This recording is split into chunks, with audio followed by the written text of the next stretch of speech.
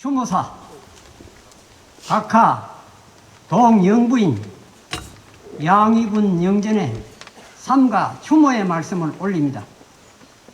각하께서 성하신 지 어느덧 44년이라는 세월이 흘러갔지만 저희들의 흠모의 정은 깊이만 갑니다.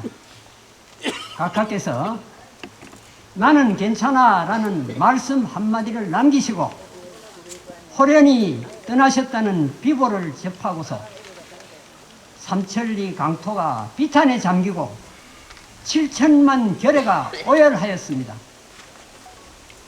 지금 생각해보면 각하, 영부인 두 분 모두 더러운 배신자의 흉탄에 가시더니 영예 박근혜 대통령마저 배신자들의 온갖 거짓과 음해와 간악한 기획에 의하여 탄핵이라는 폭거를 당하고 포괄적 뇌물죄, 묵시적 청탁, 경제 공동체 등등 무리한 논리로 엮어 10원 한 장 받은 바 없다는데도 계속 구속영장을 발부하더니 결국 4년이 가깝도록 영어의 몸으로 가전고초를 당하다가 정권이 바뀌게 되자 천벌이 무서웠는지 사면석방이라는 면피성 조치를 하였습니다.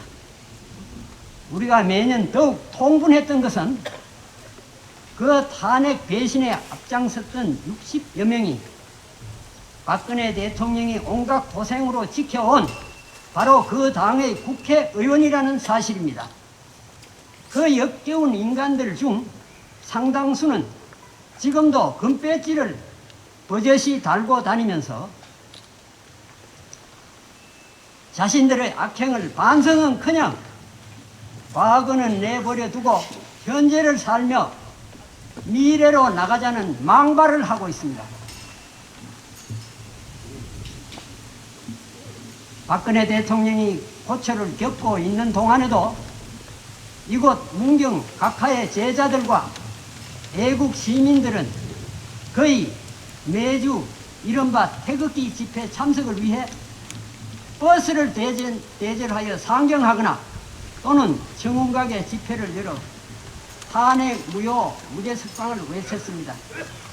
또 전국적으로 전개되었던 대통령 석방 천만인 서명 운동에도 참여 2017년 10월 26일 638명 17년 11월 14일 259명 도합 897명의 서명을 받아 청운 회장이 상경 서울지법과 서울지검에 접수하도록 전해주고 또 전문 변호사의 도움을 받아 구속 집행 정지 신청에도 참여하고 왔습니다. 이 모든 것들이 얼마나 도움이 되었겠는가마는 큰령의 박현애 대통령의 석방을 간절히 기도하는 우리의 절절한 마음을 담은 것이었음은 확실합니다. 요 며칠 전 박근혜 대통령이 사면 석방된 후 처음 가진 기자회견을 보고 만감이 교체했습니다.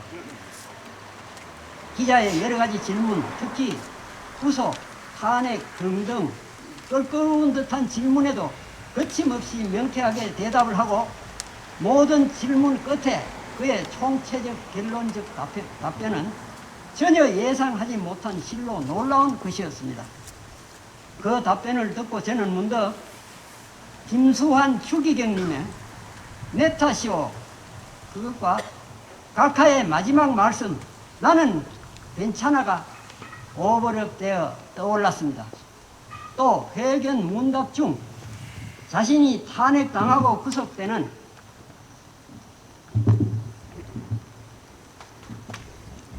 절체절명의 위기 상황에서도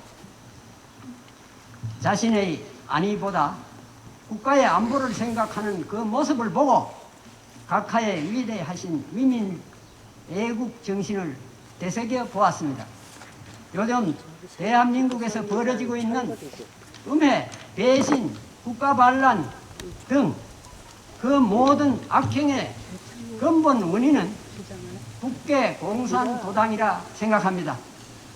돌이켜보건대 1971년 5월 16일 03시 목숨을 걸고 한강 다리를 건너시어 군사혁명으로 도탄에 빠진 대한민국을 건져내신 각하께서는 그때 가장 먼저 혁명 공약 6개 항을 공표하셨습니다.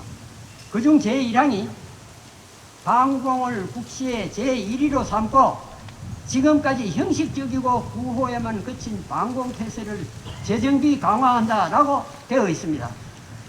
국시가 국가 이념이나 국가 정책의 기본이라는 말이므로 결국 5.16 혁명의 목적이나 기본 이념이 바로 반공이라는 것입니다. 각각에서 18년 동안 공약 제1항대로 방공이 국시의 제1위임을 잠시도 잊지 않으시고 이를 위해서는 구국 강병이 방공의 필수 조건임을 간파하셔 전 국민과 더불어 일하면서 싸우면서 일하여 대한민국은 세계인들이 부러워하는 천국 다음 한국이라는 찬사까지 받게 되었습니다. 여기까지 오기에는 국시의 제1위인 방공정신이 큰 역할을 했다고 봅니다. 이와는 달리 김대중 대통령은 용공 햇볕 정책을 펴면서 북에 몇천억씩 퍼줄 때 국민들이 핵개발 자금으로 쓸 것을 우려하자 걱정하지 말라. 북한은 핵무기 개발 능력도 그럴 의사도 없으니 안심하라. 만약 핵무기를 만들면 내가 책임지겠다라고 장담하더니 책임질 겨를도 없이 사망하고 결국 당처 우려한 대로 지금 우리에게는 남은 것은 머리 위에 핵폭탄뿐입니다. 김대중 뒤를 이어 노무현 대통령도 그에 못지않게 방공과는 거리가 먼 용공적 행보를 보인 인물이었습니다. 반면 박근혜 대통령은 재임 시 사드 설치와 위안부 합의 지소미아 즉 한일 군사 정보 보호 협정 등 안보를 위해서 해야 한다고 생각했던 일을 다 하고 감옥에 들어가서 다행이라고 생각한다. 이렇게 말할 정도로 방공에 투철한 분이었습니다. 통진당 해산, 개성공단 철수, 연금개혁 등등등 수많은 업적은 역사에 길이 남을 것입니다. 문재인 대통령도 역사에 길이 남을 인물입니다. 2018년 9월 19일 문재인 대통령이 한국 대통령으로서 처음으로 북한 대중을 상대로 연설을 했습니다. 평양 시민 여러분, 나는 남쪽 대통령 문재인입니다. 남쪽 대통령으로서 김정은 위원장의 소개로 여러분에게 인사말을 하게 되니 그 감격을 말로 표현할 수 없습니다. 이렇게 계속되는 연설을 한 인물이 어찌 역사에 남지 않겠습니까? 김문수 경산호 위원장은 문재인은 김일성주의자 즉 빨갱이라고 했습니다. 빨갱이 신용복의 사상을 가장 존경한다고 했기 때문입니다. 고영주 변호사는 문재인이 빨갱이인 이유는 20가지도 넘는다고 말했습니다. 또한 그는 문재인이 스파이라고도 했습니다. 어느 날 문재인이 김정은이와 만났을 때 USB 한 개를 건네주었는데 9일 그게 무엇이 담겨 있는지 공개하라고 했더니 거기에는 국가 기밀 사항이 들어있어 공개할 수 없다고 했답니다. 그렇다면 그런 기밀 사항을 국계 숙에 김정은에게 넘긴 자는 스파이가 아니고 그 무엇이겠습니까? 부대 사진 한 장 몰래 찍어 보내도 간첩이라 할 판에 국가 기밀 문서라니.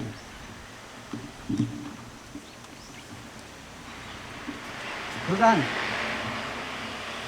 자칭 남쪽 대통령이 행한 친북 반환 행위는 내 산수 실력으로는 셀 수도 없을 것 같아 그만두겠습니다. 이제 윤석열 대통령은 정말 민족의 구원자로 역사에 기록될 만합니다.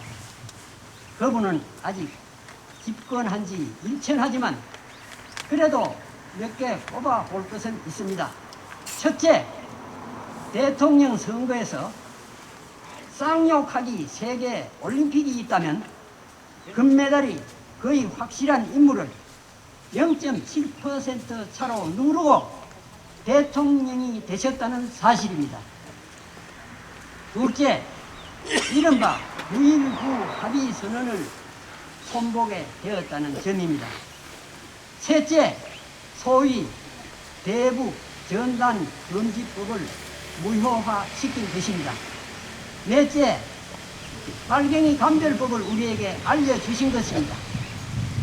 말로만 평화를 외치고 종전선언을 하자는 무리들을 경계하라는 의미인 것 같습니다. 제 좁은 소견에 세상에는 남 탓이요 하는 사람과 내 탓이요 하는 사람 두 부류로 나눌 수 있을 것 같습니다. 우리는 둘째에 속하는 분들 중 각하와 같은 위대하신 분과 같은 시대에 살았던 것을 큰 행운으로 생각합니다. 우리 문경 청운각 청운회 회칙 제1조 목적에는 박정희 대통령을 기리고 현창하는 일이라고 규정하고 있습니다. 우리는 힘이 미약한 자들이지만 각하의 존함을 드높이는 일이 우리의 사명임을 잊지는 않고 있습니다. 내 일생 조국과 민족을 위하여 1974년 5월 20일 대통령 박정희 이 휘호 한편을 마음속에 간직하고 살고자 합니다. 오늘 각하의 44주기를 맞아 저희의 추모의 마음을 담아 한 송이 국화를 올리고 또 한 줄기 향을 살라 올립니다. 양이문 영영이시여 부디 이 나라 이 계례를 가호하시옵소서. 부디 평안하시옵소서.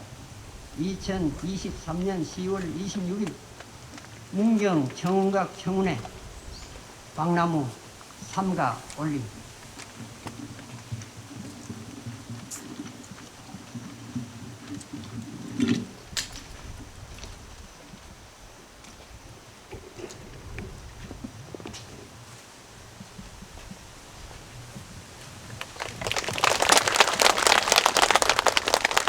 사랑하는 문경 시민 여러분, 이 자리에 함께 하신 예외의 기빈 여러분, 오늘은 대통령께서 우리 곁을 떠나신 지 44주가 되는 날입니다. 대통령이 교사로 지내셨던 문경에서도 당신을 기억하고 기리는 분들이 이렇게 계십니다. 우리도 한번 잘 살아보자는 대통령의 외침은 1960년대 국민뿐 아니라 대한민국의 가난을 당연시하던 세계 모든 나라에 대한 도전과도 같은 선언이었습니다. 대통령께서는 늘 일하는 대통령으로 도시건설, 농촌의 경지정리, 경북도 도의원으로서 참으로 부끄러운 일이 많았습니다. 저희들 전임 대통령에 대한 지원을 지금까지 많이 못했습니다. 했는데 제가 원래 조례를 만들었습니다. 우리 청운과에도 도움이 될 수 있도록 그러한 행동을 많이 했습니다. 그래서 도조로에 의해서 아마 청운각도 도움이 되리라고 믿습니다. 제가 고2 때 박정희 대통령이 있어 가셨습니다. 그때 만일에 한강의 기적이 없었더라면 지금의 대한민국이 있으리라고 저는 생각하지 않습니다. 가끔가다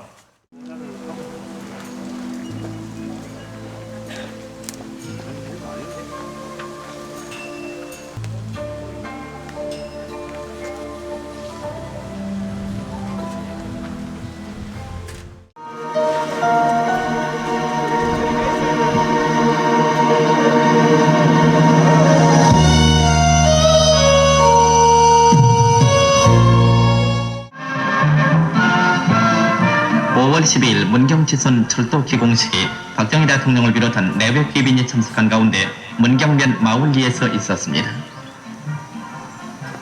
68년도에 완공, 연변 일대 지하자원 개발을 뒷받침할 이 철도는 불정 문경 사이 12km를 연결하게 된 것입니다.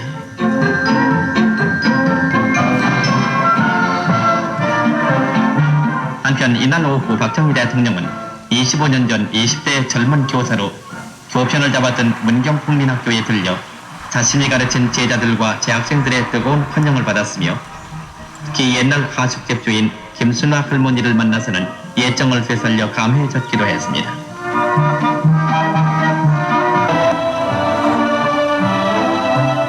박 대통령은 충렬사 시찰을 마치고 유서 깊은 문경세대 제3관문 등을 살폈습니다.